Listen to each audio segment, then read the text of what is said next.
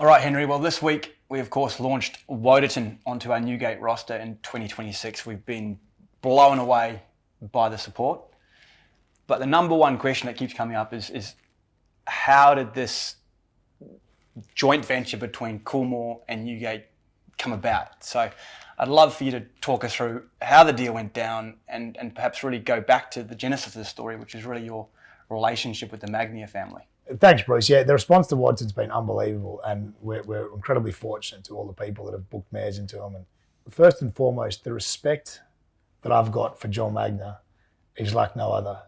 He has got the greatest racing and breeding mind of anybody I think there's ever been, and probably anybody there'll ever be. He is truly a genius, and I'm very fortunate that I've been lucky enough to spend quite a bit of time with Mr. Magnier. And when I was younger, I worked at Coolmore and just an extraordinary man. It was interesting, we were talking about this driving out here, but when I was 12, I came across the book Horse Trader, a wonderful book, the biography of Robert Sangster, and a great man that Robert Sangster was. And in that book was also the paralleled early career of John Magnier.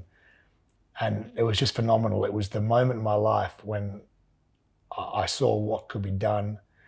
From that age of 12, the inspiration that book gave me to see a guy that left school when he was 16, had to go take over a farm that was under pressure, and was able to build from nothing the greatest racing and breeding empire the world's ever seen was truly inspirational for me. And like, I know this might sound crazy, but like a lot of 12 and 14-year-old kids looked up to Ronaldo or David Beckham. Like, John Magnier was that guy for me, and really inspired me to try and build a business of my own. And I was so fortunate to have the opportunity to work with Coolmore and the Magniers. Tom and MB and JP are great friends of mine, and they're incredible operators in their own right. And getting the opportunity for 5 or 6 years to work with them was just amazing, and something which I'm phenomenally grateful for. So, you know, it was really, when Waddington came up, it was a horse that I really liked, and a horse that, you know, for a number of reasons I felt I wanted to give his opportunity to. I thought, I'm going to try and see if we can do a joint venture, and I'm so grateful to the fact that Tom and MB and Mr. Magnier were prepared to give us that opportunity. So talk us through that just in detail. So how does that even come about? Is it a conversation with Tom? Is it a letter? How did that conversation start even? Because I mean, it's never before have we seen, you know, this sort of joint venture for two major farms in the same area before. How does it come about? Well, first of all, with the horse, I suppose, I've been following him along. I'm fortunate enough to do trot-ups like once a month at Chris Waller's through our own colts and our colt partnership. And literally from when Waddington was a spring unraced 2-year-old, the talk on this horse was just off the map. Like, I'm telling you, absolutely, that they genuinely believed this horse breathed different air. Like, there was nothing at Royce Hill could work with him. James McDonald spoke about him in terms I've never heard him speak about an unraced 2-year-old in. Like, he was so positive, and Chris, you could just tell without any shadow of doubt, Chris thought he was a very, very talented, very special horse. And, you know, these are the best guys, these are the smartest guys in the business. And I could see the belief they had in the horse. And so I followed him very closely, and I watched him one debut. I remember where I was when I watched him. He won by 4 hard held and just decimated a strong field. Like, it was amazing to see. And he then got beaten the smallest margin in the Golden Slipper and probably was unlucky not to win.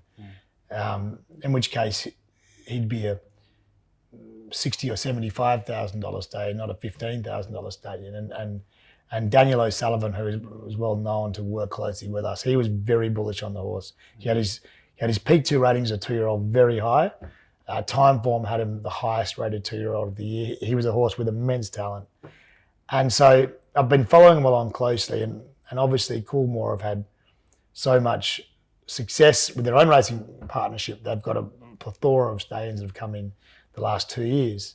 So I thought there's an opportunity to maybe joint venture. So I wrote the Magnier a letter, and And I was so grateful that they came back to me and were happy to joint venture partner with us. And it took about 48 hours to do the deal. And Tom and MV were really excited to partner with us. And Mr. Magna was very supportive. And I just feel very grateful to have that opportunity to go into a deal with a horse that I really believe in. I know, yeah, I know that his form tapered off, and I know that, that his absolute best form was a 2-year-old. He did run second in a Golden Rose, but he was all bar a Golden Slipper winner.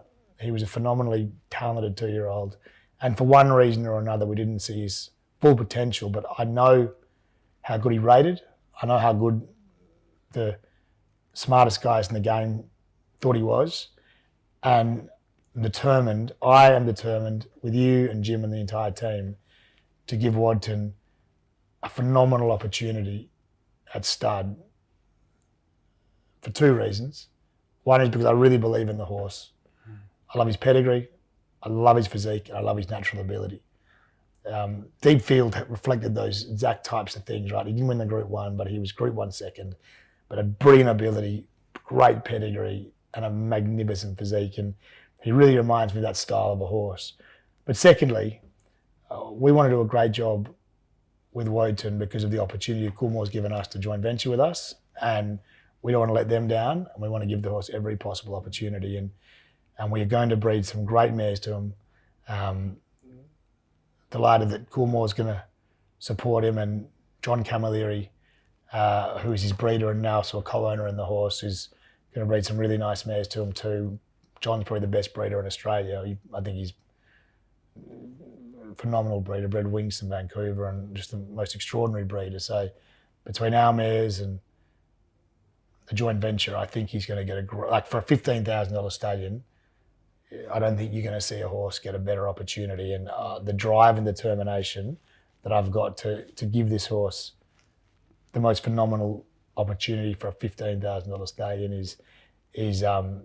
I really want to give him his chance, because I really believe he's a much better than average chance to make an important stallion. Well, thank you, Henry. I think it's a great insight into the backstory of Woden. We're super excited to have him at Newgate. He's going to get a wonderful chance at stud. I love that you've got Jim fired up to buy his first foals, and I just know through your gratitude to the Magnier family for having him on our Newgate roster that this is a horse that we're going to follow right the way through. And if I know you as well as I do, when you put your mind to something, you pull it away for every time, and I can see Woden being the same. Thanks, Bruce.